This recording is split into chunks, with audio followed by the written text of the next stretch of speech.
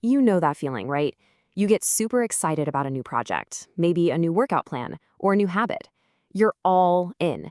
And then, just a few weeks later, poof, the motivation is completely gone. Well, you are definitely not alone. Sticking with our goals long term is one of the hardest things to do. So let's get into the real reason this happens, and a surprisingly simple secret to actually push through it. I mean, it's such a frustrating cycle, isn't it? That first blast of energy feels like it could last forever, but then it just fizzles. So, what's going on here? Why do we just give up on the very things that we were so fired up about just a little while ago? We've all heard this a million times. The prevailing wisdom is that success is all about having this endless supply of passion. We're told that the people who make it just want it more, that they have this bottomless well of motivation that the rest of us just don't. But what if that whole idea is just wrong? Okay, so the core idea for this explainer comes from a pretty cool story. It's about a writer who, after his baseball days were over, decided to join a weightlifting team. And it was in that gym that he had a major breakthrough. So one day, this coach visits the gym. And we're not talking about just any coach. This was a guy who had spent his entire career working with thousands of athletes, including some who reached the absolute peak of their sport. We're talking Olympians. So naturally, the author got a little curious. So he walks up and asks the million-dollar question. What really separates the champions from everybody else? What do the absolute best in the world do that the rest of us don't? He was pretty sure he knew what the answer was going to be. And yeah, the coach started by rattling off the usual stuff. Of course, genetics helps. A little bit of luck, some raw talent. Sure, no surprises there. But then he kind of paused, and he shared the real secret. And it was something nobody was expecting. And there it is. The secret isn't some magical, endless passion. It's about handling the boredom. It's about having the mental toughness to do the same unglamorous, repetitive work day in and day out. It's not about loving every single minute of it. It's about being a pro who just shows up no matter what. That totally flips the idea of work ethic on its head. Now, this is so important. The coach wasn't saying that elite athletes are some kind of robots. They feel just as bored, just as unmotivated as you and I do. The difference is, they don't wait to feel motivated. Their actions are driven by their schedule, not their mood. They just show up anyway. We spend so much time worrying about failure. We think the biggest thing holding us back is the fear of messing up, of not being good enough. But what if that's not the real enemy at all? The greatest threat is boredom. It's this quiet, slow creep that just eats away at our commitment. Think about it. Failure is usually a one-time event. You can learn from it. But boredom, that's a battle you have to fight every single day on the road to getting good at something. So why do we get so bored? Well, it's just human nature. When you start something new, it's exciting. You see progress right away, and it feels great.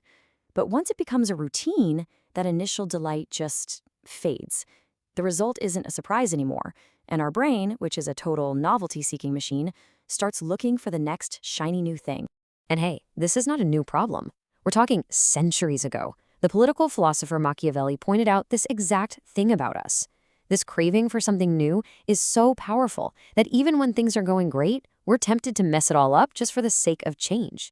Psychology actually has a name for what gets us so hooked on all this novelty. It's called variable rewards. It's basically the slot machine principle. You pull the lever because you don't know when you're going to win, and that unpredictability gives your brain a huge shot of dopamine that makes you want to do it again and again. And here is the absolute kicker. The habits that really matter, the ones that build a career or make you healthy or create great art, they almost never have variable rewards. The reward is predictable, and it often takes a long time to show up. So you can't rely on some cheap dopamine hit to get you through. You need a completely different game plan. So this brings us to a really powerful way to think about this, the two mindsets. On one side, you've got the amateur. The amateur waits to feel inspired. They only work when they're in the mood, and the slightest little thing can throw them off course. But on the other side, you have the professional. The professional works on a schedule, not a whim. They know what's important, and they show up, especially when it's hard. I absolutely love this phrase, a fair weather person, right? They only show up when the sun is shining and everything's perfect.